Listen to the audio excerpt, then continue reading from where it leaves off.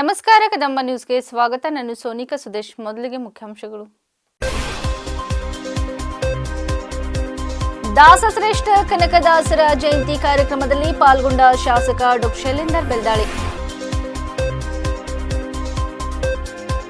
ಪ್ರತಿಭಟನೆಗೆ ಮಣಿದ ಸರ್ಕಾರ, ಕಬ್ಬಿಗೆ 3,300 ರೂಪಾಯಿ ನಿಗದಿ, ರೈತರಿಂದ ಪಟಾಕಿ ಸಿಡಿಸಿ ಸಂಭ್ರಮಾಚರಣೆ. ದಾಸಶ್ರೇಷ್ಠ ಕನಕದಾಸರ ಭಾವಚಿತ್ರಕ್ಕೆ ಪುಷ್ಪ ನಮನ ಸಲ್ಲಿಸಿದ ಸಿಎಂ ಸಿದ್ದರಾಮಯ್ಯ.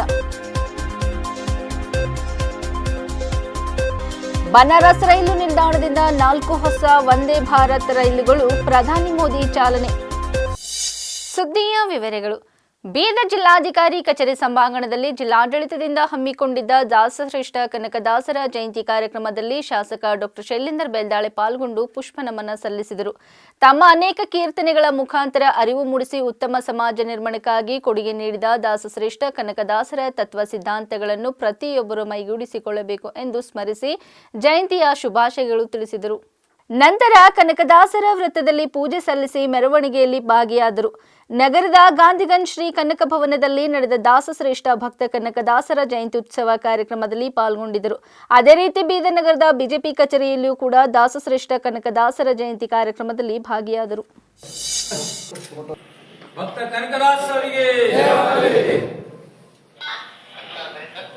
ದಾಸಶ್ರೇಷ್ಠ ಭಕ್ತ ಕನಕದಾಸರಿಗೆ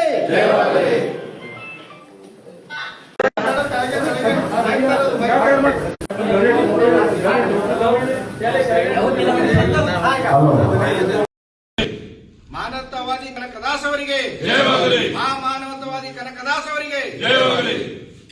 ಬಾಬಣ್ಣ ಜೋಡ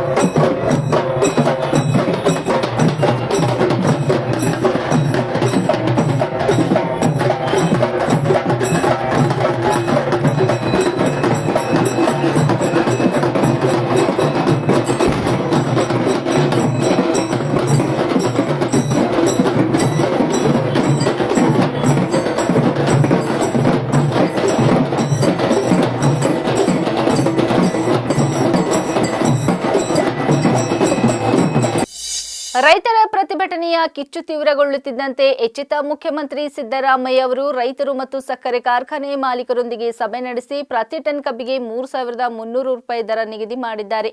ಪ್ರತಿ ಟನ್ ಕಬ್ಬಿಗೆ 100 ರೂಪಾಯಿ ಹೆಚ್ಚಿಸಿರುವ ಸರ್ಕಾರದ ತೀರ್ಮಾನವನ್ನು ಕಬ್ಬು ಬೆಳೆಗಾರರು ಸ್ವಾಗತಿಸಿದ್ದಾರೆ. ಪಟಾಕಿ ಸಿಡಿಸಿ ಡ್ಯಾನ್ಸ್ ಮಾಡುವ ಮುಖಾಂತರ ತಮ್ಮ ಉತ್ಸಾಹವನ್ನು ವ್ಯಕ್ತಪಡಿಸಿದರು.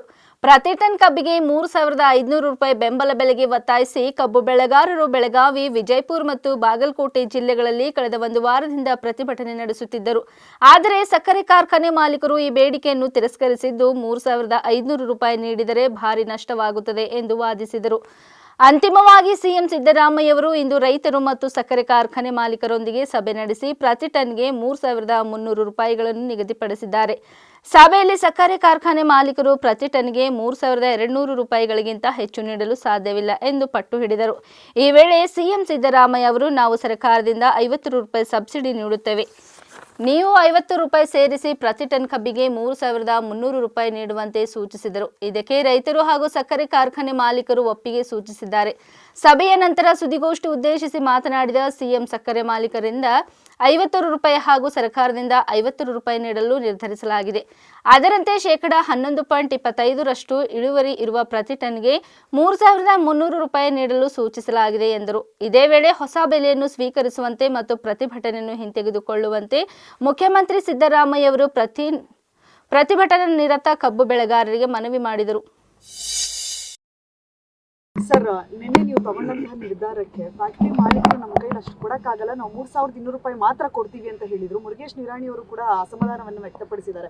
ನಮಗೆ ಹೇಳಿದ್ದೇ ಒಂದು, ಇವ್ರು ಮಾಡಿದ್ದೇ ಒಂದು ಅಂತ. ಏನಿಲ್ಲ, ಅವ್ರು ಎದುರುಗಡೆನೆ ಹೇಳಿರೋದು ಒಂದು, ಮಾಡಿರೋದು ಒಂದಲ್ಲ.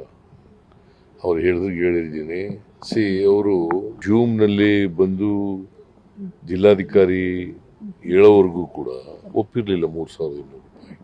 ಜಿಲ್ಲಾಧಿಕಾರಿ ಬಂದು ಹೇಳಿದ್ಮೇಲೆ ಒಪ್ಕೊಂಡ್ರು. ನಾನು ಭಾಳ ಸ್ಪಷ್ಟವಾಗಿ ಹೇಳಿದ್ದೀನಿ, 50 ರೂಪಾಯಿನ ಫ್ಯಾಕ್ಟ್ರಿಯವ್ರು ಕೊಡಬೇಕು, ಸರ್ಕಾರ 50 ರೂಪಾಯಿ ಕೊಡ್ತದೆ. DC ಏನು ಹೇಳಿದ್ದಾನೆ, 10.25ಕ್ಕೆ 3,100 ರೂಪಾಯಿ ಪ್ಲಸ್ 100 ರೂಪಾಯಿ. ಈಗ ನಾವು ನಿನ್ನೆ ತೀರ್ಮಾನ ಮಾಡಿರೋದು 100 ರೂಪಾಯಿ ಮೇಲೆ 10.25 ರಿಕವರಿ ಇದ್ರೆ 11.25 ರಿಕವರಿ ಇದ್ರೆ 3,200 ಪ್ಲಸ್ 100. DC 3,200 ಹೇಳಿದ್ರು, ಬೆಳಗಾವಿ DC. ಅದ್ರ ಮೇಲೆ 100 ರೂಪಾಯಿ ಅಂದ್ರೆ 3,300 ರೂಪಾಯಿ. ಆದೇಶದಲ್ಲಿ ಅದನ್ನ ಉಲ್ಲೇಖ ಮಾಡ್ತೀರಾ ಅಂತ ಸರ್? ಅವ್ರ ಮಾಲೀಕರು ಕೊಡಕ್ಕಾಗಲ್ಲ ಅಂತ ಆದೇಶದಲ್ಲಿ ಉಲ್ಲೇಖ ಮಾಡಿ ರೈತರು ಕೊಡ್ಸೋ ಕೆಲಸ ಮಾಡಿ. ಹೌದು. ಈಗ ಆದೇಶ ಇಶ್ಯೂ ಆಗ್ತದೆ, ಅಲ್ಲಿ ಹೋಗಿ ರೈತರಿಗೆ ನಮ್ಮ ಶಿವಾನಂದ ಪಾಟೀಲ್ರು ಹೋಗಿ ಅಲ್ಲೇ ಅನೌನ್ಸ್ ಮಾಡ್ತಾರೆ. ನೀರು ಮತ್ತೆ ವಿದ್ಯುತ್ ಮೇಲೆ ರಿಯಾಯಿತಿ ಕೊಟ್ಟರೆ ಮಾತ್ರ, ತೆರಿಗೆ ಕಡಿಮೆ ಮಾಡಿದ್ರೆ ಮಾತ್ರ ನಾವು ಸರ್ಕಾರದ ಆದೇಶ ಅದಕ್ಕೆ ಮೀಟಿಂಗ್ ಮಾಡ್ತೀನಿ ಅಂತ ಹೇಳಿದ್ದೀನಿ. ನಿಮ್ದೇ ಜಾಸ್ತಿ ಆಗ್ಬಿಟ್ಟದ್ರಿ. ನೀವು ಯಾರ ಪರ ನೀವು ಹೇಳೋದು? ರೈತರ ಪರನ ಯಾರ ಪರ ನೀವು? ರೈತರ ಪರನೇ ಸರ್. ಶುಗರ್ ಫ್ಯಾಕ್ಟ್ರಿ ಪರ ಇದ್ದ ಕಾಣಿಸುತ್ತೆ ನೀನು. ಶುಗರ್ ಫ್ಯಾಕ್ಟ್ರಿ ಪರ ಇದ್ದ ಕಾಣಿಸುತ್ತೆ ನೀನು. ನೋಡಪ್ಪ, ಅದಕ್ಕೆ ಏನಂತ ಹೇಳಿದ್ದೀನಿ, ಸರ್ಕಾರ ಬೇರೆ ವಿಚಾರಗಳ ಬಗ್ಗೆ ಒಂದು ಸಪರೇಟ್ ಮೀಟಿಂಗ್ ಮಾಡೋಣ ಅಂತ ಹೇಳಿದ್ದೀನಿ. ಅದ್ರಲ್ಲಿ ಚರ್ಚೆ ಮಾಡೋಣ. ಸರ್, ಪರಪ್ಪನ ಅಗ್ರಹಾರದಲ್ಲಿ ರಾಜ್ಯಾತೀತ ಕನಕದಾಸರು ಕೇವಲ ದೈವ ಭಕ್ತರಾಗಿರದೆ ಒಬ್ಬ ದಾರ್ಶನಿಕ ವ್ಯಕ್ತಿಯಾಗಿದ್ದರು. ಸಂತ ಕನಕದಾಸರ ಜಯಂತಿಯನ್ನು ಸರ್ಕಾರ ಶ್ರದ್ಧಾ ಭಕ್ತಿಗಳಿಂದ ರಾಜ್ಯಾದ್ಯಂತ ಆಚರಿಸುತ್ತದೆ. ಕನಕದಾಸರ ಸಂದೇಶಗಳನ್ನು ಈ ನಾಡಿನ ಜನತೆಗೆ ತಿಳಿಸುವಂತಹ ಪ್ರಯತ್ನವನ್ನು ಮಾಡುತ್ತಿದೆ ಎಂದು ಸಿಎಂ ಸಿದ್ದರಾಮಯ್ಯ ಹೇಳಿದರು. ಕನಕದಾಸರ ಜಯಂತಿ ಪ್ರಯುಕ್ತ ಇಂದು ದಾಸಶ್ರೇಷ್ಠ ಕನಕದಾಸರ ಜಯಂತಿಯ ಅಂಗವಾಗಿ ಭಾವಚಿತ್ರಕ್ಕೆ ಮಾಲಾರ್ಪಣೆ ಮಾಡಿ ಪುಷ್ಪ ನಮನ ಸಲ್ಲಿಸಿದರು. ತದನಂತರ ಮಾಧ್ಯಮದವರೊಂದಿಗೆ ಮಾತನಾಡಿದ ಅವರು, ಕನಕದಾಸರು ಸಮಾಜದಲ್ಲಿ ಬದಲಾವಣೆಯನ್ನು ತರಲು ಬಯಸಿದರು. ಶ್ರೀಕೃಷ್ಣನ ಮಹಾಭಕ್ತರಾಗಿದ್ದು ಉಡುಪಿಯಲ್ಲಿ ಕನಕನ ಕಿಂಡಿಗೆ ಕಾರಣರಾದರು. ಅಂತವರ ಜನ್ಮದಿನವನ್ನು ಇಂದು ಆಚರಿಸುವ ಮೂಲಕ ಜನತೆಗೆ ಕನಕದಾಸರ ಬಗ್ಗೆ ತಿಳಿಸಿಕೊಡಲಾಗುತ್ತದೆ. ಅವರು ಆಕಸ್ಮಿಕವಾಗಿ ಕುರುಬ ಜನಾಂಗದಲ್ಲಿ ಹುಟ್ಟಿದರು, ವಿಶ್ವ ಮಾನವರಾದರು. ಕುಲವೆಂದು ಹೊಡೆದಾಡದಿರಿ, ನಿಮ್ಮ ಕುಲದ ನೆಲೆಯನ್ನೇನಾದರೂ ಬಲ್ಲಿರ ಎಂದು ಹೇಳಿ ಮನುಷ್ಯರೆಲ್ಲರೂ ಒಂದೇ ಎಂದು ಸಾರಿದರು. ತಮ್ಮ ಕೀರ್ತನೆ ಹಾಡುಗಳ ಮೂಲಕ ಈ ಸಂದೇಶವನ್ನು ತಿಳಿಸಿದ್ದಾರೆ. ಅವರನ್ನು ಗೌರವಿಸಿ ಸ್ಮರಿಸುವ ಕೆಲಸವನ್ನು ಸರ್ಕಾರ ಇಂದು ಮಾಡುತ್ತಿದೆ ಎಂದರು. ಮಾನಪಮಾನಗಳು ಅವನ ಕೃಪೆಯೆಂದವನು, ತನ್ನೆಡೆಗೆ ದೇವರನು ತಿರುಗಿಸಿಕೊಂಡವನು, ಜಗದ ನೋವ ಪದ ಮಾಡಿ ಹಾಡಿದವನು,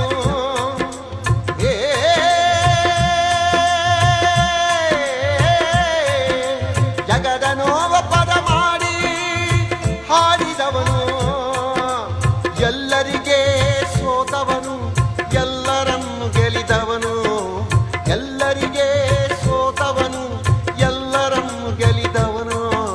ನಿನ್ನಂತಾಗಬೇಕು ಕನಕ, ನಿನ್ನಂತಾಗಬೇಕು, ನಿನ್ನಂತಾಗಬೇಕು ಕನಕ, ನಿನ್ನಂತಾಗಬೇಕು. ಸಂತ ಕನಕದಾಸರ ಜಯಂತ್ಯೋತ್ಸವ ಸರ್ಕಾರ ಇದನ್ನ ಪ್ರತಿ ವರ್ಷ ಎಲ್ಲ ಜಿಲ್ಲೆಗಳಲ್ಲಿ, ತಾಲೂಕುಗಳಲ್ಲಿ ಮತ್ತು ರಾಜ್ಯ ಮಟ್ಟದಲ್ಲಿ ಆಚರಣೆ ಮಾಡ್ತಾ ಇದೆ.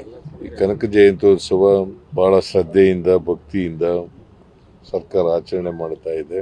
ಕನಕದಾಸರ ಸಂದೇಶಗಳನ್ನ ಈ ನಾಡಿನ ಜನತೆಗೆ ತಿಳಿಸ್ತಕ್ಕಂಥ ಪ್ರಯತ್ನವನ್ನ ಕಾಂಗ್ರೆಸ್ ಸರ್ಕಾರ ಮಾಡ್ತಾ ಇದೆ.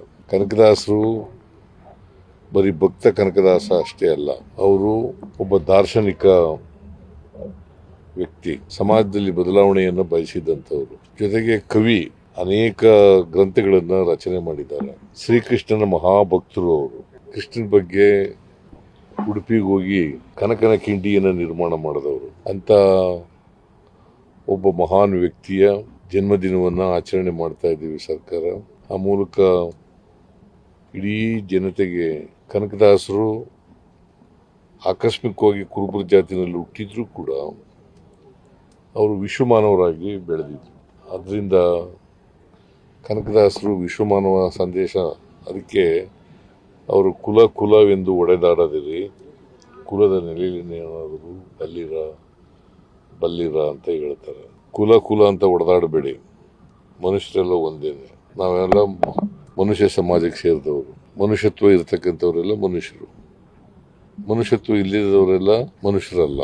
ಅದನ್ನ ಕನಕದಾಸರು ಇಡೀ ಕೀರ್ತನೆಗಳ ಮೂಲಕ, ಭಕ್ತಿ ಕೀರ್ತನೆಗಳ ಮೂಲಕ, ಹಾಡುಗಳ ಮೂಲಕ ದೇಶದ ಜನರಿಗೆ ತಿಳಿಸ್ತಕ್ಕಂಥ, ಆ ನಾಡಿನ ಜನತೆಗೆ ತಿಳಿಸ್ತಕ್ಕಂಥ ಕೆಲಸವನ್ನು ಮಾಡ್ತಾರೆ.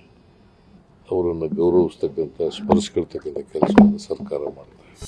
ಪ್ರಧಾನಿ ನರೇಂದ್ರ ಮೋದಿ ಅವರು ಇಂದು ಬನಾರಸ್ ರೈಲು ನಿಲ್ದಾಣದಿಂದ 4 ಹೊಸ ವಂದೇ ಭಾರತ್ ಎಕ್ಸ್ಪ್ರೆಸ್ ರೈಲುಗಳಿಗೆ ಹಸಿರು ನಿಶಾನೆ ತೋರಿಸಿದರು. ಹೊಸ ವಂದೇ ಭಾರತ್ ಎಕ್ಸ್ಪ್ರೆಸ್ ರೈಲುಗಳು ಬನಾರಸ್, ಖಜುರಾಹೋ, ಲಕ್ನೋ, ಸಹಾರನ್ಪುರ್, ಫಿರೋಜಾಪುರ್, ದೆಹಲಿ ಮತ್ತು ಎರ್ನಾಕುಲಂ, ಬೆಂಗಳೂರು ಮಾರ್ಗಗಳಲ್ಲಿ ಕಾರ್ಯನಿರ್ವಹಿಸಲಿವೆ. ಅಧಿಕೃತ ಹೇಳಿಕೆಯ ಪ್ರಕಾರ ಅರೆ ಹೈಸ್ಪೀಡ್ ರೈಲುಗಳು ಪ್ರಮುಖ ನಿಲ್ದಾಣಗಳ ನಡುವಿನ ಪ್ರಯಾಣದ ಸಮಯವನ್ನು ಗಮನಾರ್ಹವಾಗಿ ಕಡಿಮೆ ಮಾಡುತ್ತದೆ, ಪ್ರಾದೇಶಿಕ ಚಲನಶೀಲತೆಯನ್ನು ಹೆಚ್ಚಿಸುತ್ತದೆ, ಪ್ರವಾಸೋದ್ಯಮವನ್ನು ಉತ್ತೇಜಿಸುತ್ತದೆ ಮತ್ತು ದೇಶದಾದ್ಯಂತ ಆರ್ಥಿಕ ಚಟುವಟಿಕೆಯನ್ನು ಬೆಂಬಲಿಸುತ್ತದೆ.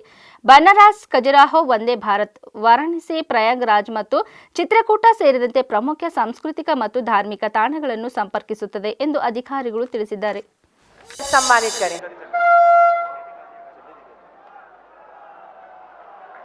और वो स्वर्णिम घड़ी आ गई जबकि भारत के यशस्वी माननीय प्रधानमंत्री जी के द्वारा हरी झंडी दिखाकर बनारस से 4 नई वंदे भारत एक्सप्रेस बनारस, खजुराहो, एर्नाकुलम, बेंगलुरु, फिरोजपुर से दिल्ली और लखनऊ से सहारन वंदे भारत एक्सप्रेस ट्रेन सेवाओं का एक साथ शुभारंभ किया गया है। आइए जोरदार तालियों के माध्यम से इन सौभाग्यशाली क्षणों का स्वागत, अभिनंदन करें। भारत माता की, भारत माता की, भारत माता की। आज भारत के रेल इतिहास में एक और स्वर्णिम अध्याय जुड़ गया है। जोरदार तालियों से इन ऐतिहासिक क्षणों का अभिनंदन करें।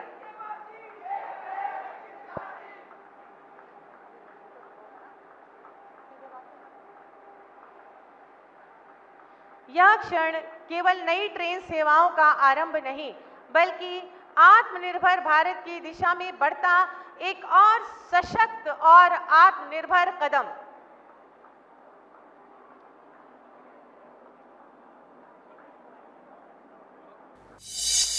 ಮೋದಿ ಪ್ರಧಾನಿಯಾದ ಬಳಿಕ ಎಲ್ಲ ಸಂವಿಧಾನದ ಸಂಸ್ಥೆಗಳ ಮೌಲ್ಯ ಹಾಳು ಮಾಡಿ ಚುನಾವಣಾ ಆಯೋಗ, ಸಿಬಿಐ ಸೇರಿ ಕೇಂದ್ರ ಸರ್ಕಾರದ ಅಡಿಯಾಳಾಗಿಸಿಕೊಂಡಿದ್ದಾರೆ ಎಂದು ಮುಖ್ಯಮಂತ್ರಿ ಸಿದ್ದರಾಮಯ್ಯ ಅವರು ನುಡಿದರು. ಕೆಪಿಸಿಸಿ ಕಚೇರಿಯಲ್ಲಿ ನಡೆದ ಜಂಟಿ ಪತ್ರಿಕಾಗೋಷ್ಠಿಯಲ್ಲಿ ಮಾತನಾಡಿದ ಸಿಎಂ ಸಿದ್ದರಾಮಯ್ಯ, ರಾಜ್ಯದಲ್ಲಿ ನಡೆದಿರುವ ಮತಗಳ್ಳತನದ ದಾಖಲೆಗಳನ್ನು, ಮತಗಳ್ಳತನದ ವ್ಯವಸ್ಥಿತ ಷಡ್ಯಂತ್ರ ಮತ್ತು ವ್ಯವಸ್ಥಿತ ಕಾರ್ಯತಂತ್ರದ ದಾಖಲೆಗಳನ್ನು ವಿವರಿಸಿ ಮಾತನಾಡಿದರು. ಬಿಜೆಪಿಯವರು ಕೇವಲ ಸುಳ್ಳಿನಲ್ಲಿ ಮಾತ್ರವಲ್ಲ, ಮತಕಳ್ಳತನದಲ್ಲೂ ನಿಸ್ಮರು ಎನ್ನುವುದು ಸಾಬೀತಾಗಿದೆ. ನಾವು ಇದನ್ನು ಸಹಿಸಲ್ಲ. ಪ್ರಜಾಪ್ರಭುತ್ವ ಮತ್ತು ಸಂವಿಧಾನದ ಮೌಲ್ಯ ಕಾಪಾಡಲು ಹೋರಾಟದ ಮಾರ್ಗ ಹಿಡಿಯುತ್ತೇವೆ ಎಂದರು. ಕರ್ನಾಟಕ, ಬಿಹಾರ್, ಮಹಾರಾಷ್ಟ್ರ, ಹರಿಯಾಣದಲ್ಲಿ ಮತಗಳ್ಳತನವಾಗಿದೆ.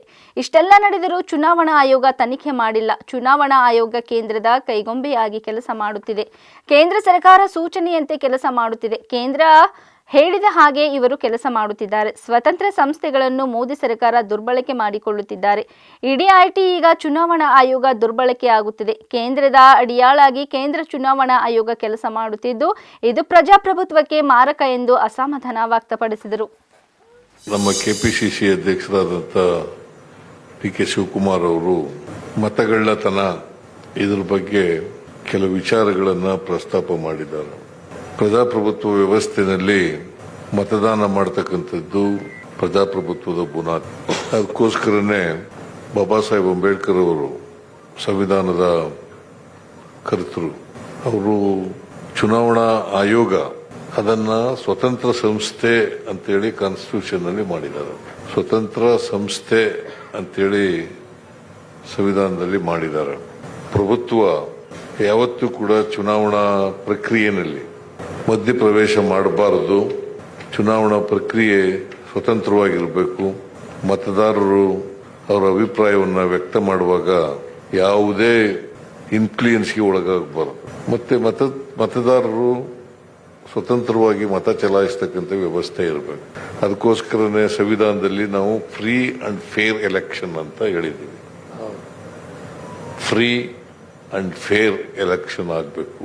ಅದು ಆಗಲೇಬೇಕು. ಯಾಕಂತಂದ್ರೆ ಸಂವಿಧಾನ ಉಳಿಬೇಕಾದ್ರೆ, ಪ್ರಜಾಪ್ರಭುತ್ವ ಉಳಿಬೇಕಾದ್ರೆ ನಾವು ಮತದಾನ ಸ್ವತಂತ್ರವಾಗಿರ್ತಕ್ಕಂಥ ರೀತಿಯಲ್ಲಿ ನೋಡ್ಕೊಳ್ತಕ್ಕಂಥದ್ದು, ಅದನ್ನ ಕಾಪಾಡ್ಕೊಳ್ತಕ್ಕಂಥದ್ದು ಎಲ್ಲ ಸರ್ಕಾರಗಳ, ಎಲ್ಲ ಪಕ್ಷಗಳ ಜವಾಬ್ದಾರಿ ಅಂತಕ್ಕಂಥದ್ದನ್ನ ನಾನು ಬಹಳ ಸ್ಪಷ್ಟವಾಗಿ ಹೇಳಲಿಕ್ಕೆ ಬಯಸ್ತಾ ಇದ್ದೇನೆ. ನಾವು ಭಾರತೀಯ ಜನತಾ ಪಕ್ಷವನ್ನ ಸುಳ್ಳಿನ ಸರದಾರ ಅಂತೇಳಿ ನಾವು ಕರೀತಾ ಇದ್ದೆ. ಬರೀ ಅವರು ಸುಳ್ಳಿನ ಸರದಾರ ಅಷ್ಟೇ ಅಲ್ಲ, ಸುಳ್ಳೇ ಅವ್ರ ಮನೆ ದೇವರು ಅಂತ ನಾವೆಲ್ಲ ಕರೀತಾ ಇದ್ದೆ. ಅದಷ್ಟಕ್ಕೆ ಸೀಮಿತ ಆಗಿಲ್ಲ. ಅವರು ಮತಗಳ್ಳತನ ಮಾಡೋದ್ರಲ್ಲೂ ಕೂಡ ನಿಶ್ಚೀಮರು ಅಂತಕ್ಕಂಥದನ್ನ ಸಾಬೀತು ಮಾಡಿದ್ದಾರೆ. ಮತ ಕದಿಯದೇ ಅವರ ಕಸುಬು. ಅದಕ್ಕೋಸ್ಕರ ಭಾರತೀಯ ಜನತಾ ಪಕ್ಷದವರು ಇತ್ತೀಚಿನ ವರ್ಷಗಳಲ್ಲಿ ಮತಗಳ್ಳತನ ಮಾಡಿ ಲೋಕಸಭೆಯಲ್ಲಿ ಲೋಕಸಭಾ ಚುನಾವಣೆಯಲ್ಲಿ ಮತ್ತು ಅಸೆಂಬ್ಲಿ ಚುನಾವಣೆಗಳಲ್ಲಿ ಅಧಿಕಾರಕ್ಕೆ ಬಂದಿದ್ದಾರೆ ಅಂತಕ್ಕಂಥದ್ದನ್ನ ಇವತ್ತು ಬಹಳ ಸ್ಪಷ್ಟವಾಗಿ ಹೇಳಲಿಕ್ಕೆ ಬಯಸ್ತಾ ಇದ್ದೇನೆ. ಕೇಂದ್ರ ಸರ್ಕಾರದಲ್ಲಿರ್ಬೋದು, ಅನೇಕ ರಾಜ್ಯ ಸರ್ಕಾರಗಳಲ್ಲಿರ್ಬೋದು, ಮತಗಳ್ಳತನ ಮಾಡಿನೇ ಅಧಿಕಾರಕ್ಕೆ ಬಂದಿರೋದು. ಇದನ್ನ ನಮ್ಮ ನಾಯಕರಾದಂಥ ಹಾಗೂ ವಿರೋಧ ಪಕ್ಷದ ನಾಯಕರಾದಂಥ ರಾಹುಲ್ ಗಾಂಧಿ ಅವರು ಬಯಲುಗೊಳಿಸಿದ್ದಾರೆ. ಬರೀ ಬಯಲುಗೊಳಿಸೋದು ಆರೋಪ ಮಾಡಿರೋದು ಅಷ್ಟೇ ಅಲ್ಲ, ಬರೀ ಆರೋಪ ಮಾಡಿಲ್ಲ, ಸಾಕ್ಷ್ಯಾಧಾರವಾಗಿ ಸಾಕ್ಷ್ಯವನ್ನ ಇಟ್ಕೊಂಡು ಅವರನ್ನ ಬಟ್ಟೆ ಬಯಲುಗೊಳಿಸ್ತಕ್ಕಂಥದ್ದನ್ನ ಮಾಡಿದ್ದಾರೆ. ಮಹಾರಾಷ್ಟ್ರದಲ್ಲಿ ಮಾಡಿದ್ರು, ಆಮೇಲೆ ಕರ್ನಾಟಕದಲ್ಲಿ ಮಾಡಿದ್ರು, ಆಮೇಲೆ ಹರಿಯಾಣದಲ್ಲೂ ಕೂಡ ಮಾಡಿದ್ರು. ಈಗ ಇತ್ತೀಚೆಗೆ ನಡೆದಂತ ಲೋಕಸಭಾ ಬಿಹಾರ್ ಚುನಾವಣೆ, ಅಸೆಂಬ್ಲಿ ಚುನಾವಣೆ, ಅಲ್ಲೂ ಕೂಡ ದಿಲ್ಲಿನಲ್ಲಿ ವೋಟ್ ಮಾಡಿರೋರು ಬಿಹಾರ್ನಲ್ಲಿ ವೋಟ್ ಮಾಡಿದ್ದಾರೆ. ದಿಲ್ಲಿನಲ್ಲಿ ವೋಟ್ ಮಾಡಿರ್ತಕ್ಕಂಥವ್ರು, ಯಾಕಂತಂದ್ರೆ ನಮ್ಮ ಸಂವಿಧಾನ ಹೇಳ್ತದೆ ಒಬ್ರಿಗೆ ಒಂದೇ ವೋಟು. ಅನೇಕ ರಾಜ್ಯಗಳಲ್ಲಿ ಮಾಡಕ್ಕಾಗಲ್ಲ, ಒಂದು ವೋಟ್ಗಿಂತ ಜಾಸ್ತಿ ಚಲಾವಣೆ ಚಲಾಯಿಸಕ್ಕಾಗಲ್ಲ, ಒಂದು ವೋಟ್ ಮಾತ್ರ ಮಾಡಬೇಕು. ಅವರು ದಿಲ್ಲಿನಲ್ಲೂ ವೋಟ್ ಮಾಡ್ತಾರೆ, ಬಿಹಾರ್ನಲ್ಲೂ ವೋಟ್ ಮಾಡ್ತಾರೆ. ಇದು ಸಂವಿಧಾನ ಬಾಹಿರ. ಇವತ್ತು ಸಂವಿಧಾನ ಬಾಹಿರವಾಗಿ ಅಧಿಕಾರ ಹಿಡಿತಕ್ಕಂಥದ್ದು ಇದೆಯಲ್ಲ, ಇದು ಸಂವಿಧಾನಕ್ಕೆ ವಿರೋಧಿಯಾದದ್ದು ಮತ್ತು ಪ್ರಜಾಪ್ರಭುತ್ವ ಮೂಲ ತತ್ವಗಳಿಗೆ ವಿರುದ್ಧವಾದದ್ದು. ಇದನ್ನ ಮಾಡಿದ್ದಾರೆ. ಈಗ ರಾಹುಲ್ ಗಾಂಧಿ ಅವರು ಕರ್ನಾಟಕಕ್ಕೆ ಬಂದಿದ್ರು. ಇಲ್ಲಿವರೆಗೆ ಸುದ್ದಿ ಕೊಟ್ಟಿದ್ದು ನಾನು ಸೋನಿಕಾ ಸುದೇಶ್. ಮುಂದಿನ ಸುದ್ದಿಯೊಂದಿಗೆ ಮತ್ತೆ ಭೇಟಿಯಾಗೋಣ. ವಂದನೆಗಳು.